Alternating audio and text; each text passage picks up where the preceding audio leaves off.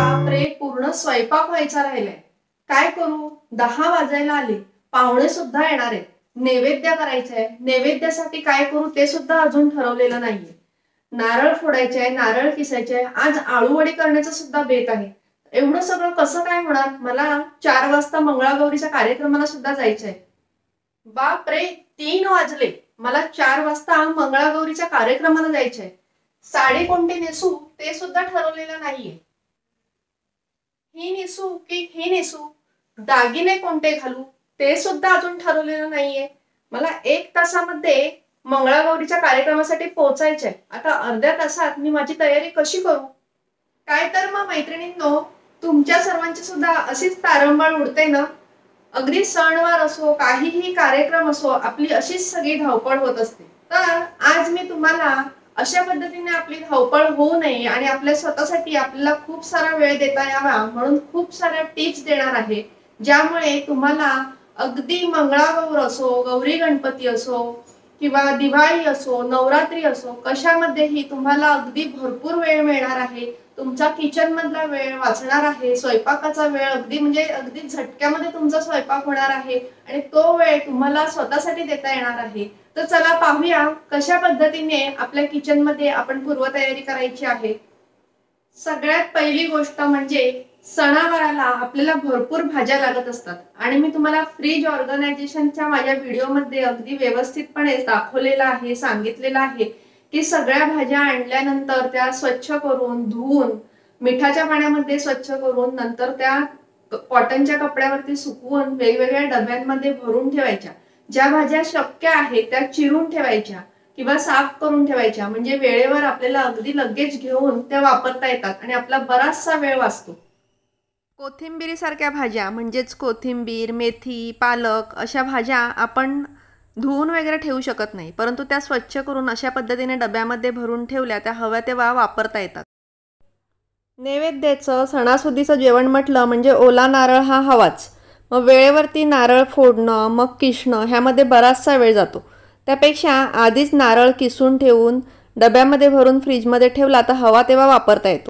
भाज्यांमध्ये, गोड पदार्थांमध्ये चटणी करण्यासाठी आयत्या वेळी लगेच वापरता येतो. नैवेद्याचं जेवण म्हटलं म्हणजे भजी, वडी हे प्रकार हे हवेच. मग असे आयत्या वेळी करण्यापेक्षा आपण असे ऑप्शन ठेवू शकतो. म्हणजे आळूवडी करून ठेवणे, कोथिंबीर वडी करून ठेवणे, मेथीचे मुठे करून ठेवणे. मेथीचे मुठे आपण नैवेद्यासाठी करत नाही, परंतु संध्याकाळच्या जेवणामध्ये पटकन भाजी वगैरे करण्यापेक्षा काढून तळून आपण एक वेळेच्या जेवणाची सोय करू शकतो. त्यामुळे असे पदार्थ नक्की फ्रीजमध्ये करून ठेवावेत. फ्रीजरमध्ये ठेवले तर अगदी 10-15 दिवस छान टिकतात. आळूवडी, कोथिंबीर वडी आयत्या वेळी पाहुणे वगैरे आले तर आपल्याला नक्कीच उपयोगाला पडते.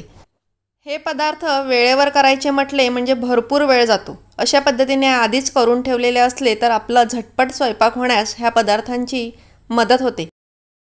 आणि तसे करायचे नसल्यास निदान तुम्ही आळूवडीचे वाटण वगैरे सुद्धा फ्रीजमध्ये करून ठेवू शकता. म्हणजे आयत्या वेळी तेवढा तरी तुमचा वेळ नक्कीच वाचेल.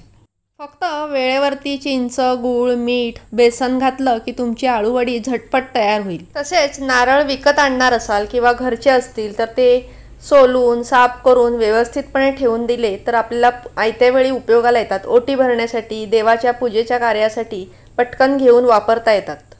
दुसरी महत्त्वाची गोष्ट म्हणजे आपल्याला सणासुदीला लागणारं सगळं सामान, किराणा मालाचं सामान एकदाच यादी करून व्यवस्थितपणे आणून ते साफ करून डब्यांमध्ये व्यवस्थित भरून ठेवायचं. एअरटाईट डब्यांमध्ये भरून ठेवल्यामुळे ते खराबही होत नाही आणि व्यवस्थित आपल्याला हवं तेव्हा वापरता येतं. तसेच गुळाच्या ढेपी आणत असाल तर गूळ चिरून ठेवणं, रवा व्यवस्थितपणे भाजून ठेवणं, वेलची पूड करून ठेवणं, ड्रायफ्रूट्स कापून ठेवणं, शेंगदाण्याचा कूट करून ठेवणं, ही सगळी बारीक बारीक कामं आपला बराचसा वेळ घेत असतात.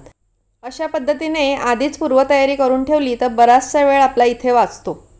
तसेच वेगवेगळी पीठं म्हणजे त्याच्यामध्ये गव्हाचं पीठ, मैदा, बेसन, कच्चा रवा आपल्याला बरेचदा लागतो, तो आपण न भाजता ठेवतो. तो सगळं साफ करून किंवा चाळून ही सगळी पीठं हवाबंद डब्यामध्ये भरून ठेवायची. तशीच पॉकेटं न ठेवता डब्यात भरून ठेवल्यामुळे आणि चाळून वगैरे ठेवल्यामुळे आपल्याला आयत्या वेळी लगेच घेऊन पटकन वापरता येतात.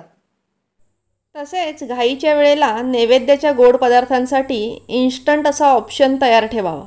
जसं की आधीच गुलाबजाम करून ठेवावे, रबडी मिक्स किंवा बासुंदी मिक्स असे सुद्धा ऑप्शन तुम्ही वापरू शकता. तसेच फ्रीजमध्ये आम्रखंड, श्रीखंड याचे डबे आणून ठेवले तर आयत्या वेळी ते सुद्धा नैवेद्यासाठी आपल्याला झटपट वापरता येतात. गुलाबजाम आपण आदल्या दिवशीच करून ठेवू शकतो, तर रबडी मिक्स किंवा बासुंदी मिक्ससारखे पदार्थ आपण दुधामध्ये शिजवून अगदी 10 मिनिटाच्या आत तयार करू शकतो.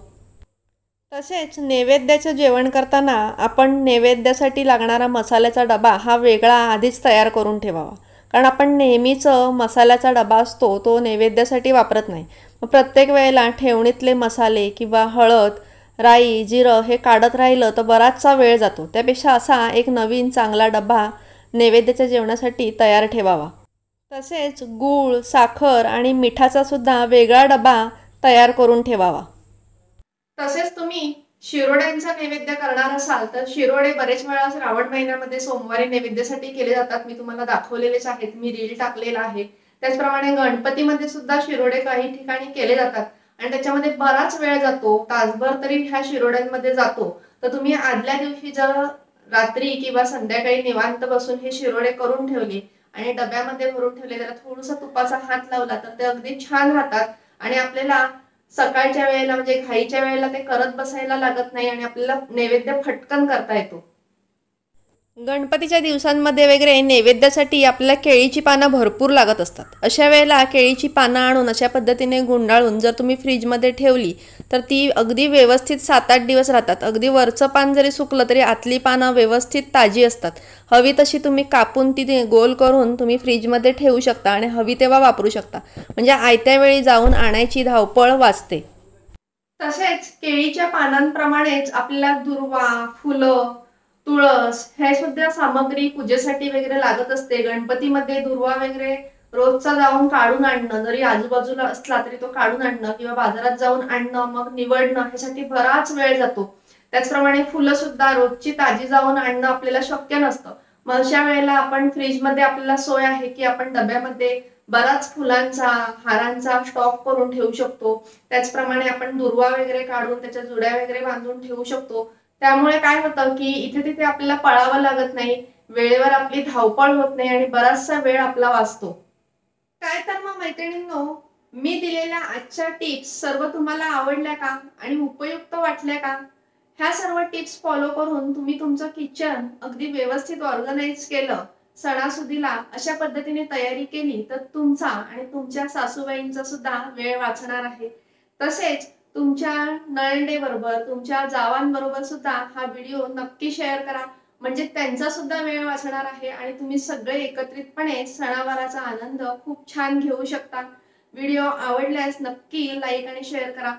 तसेच अर्पणा मात्री चॅनल तुम्ही पाहता परंतु अजून सबस्क्राईब केलं नसेल तर सबस्क्राईब करा. बाजूला बेल आयकॉन असते ते सुद्धा नक्की प्रेस करा म्हणजे माझ्या सर्व नवीन व्हिडिओचे नोटिफिकेशन तुम्हाला लगेच मिळेल. स्वस्थ राहा, सुरक्षित राहा आणि खात राहा. बाय फ्रेंड्स, नमस्कार.